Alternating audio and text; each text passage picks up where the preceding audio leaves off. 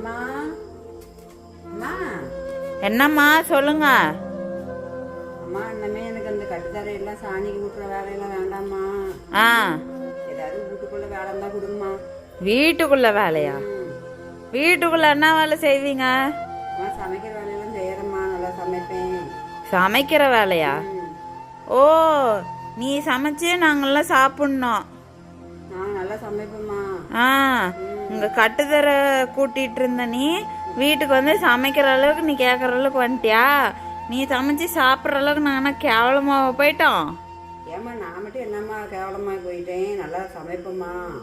அதெல்லாம் ஒன்றும் தேவையில்ல. கிளம்பு கிளம்பு, இந்த கட்டுத்தர கூட்டுற வேலையை பார்க்குறதா இருந்தால் பாரு, இல்லைன்னா கிளம்பி போ.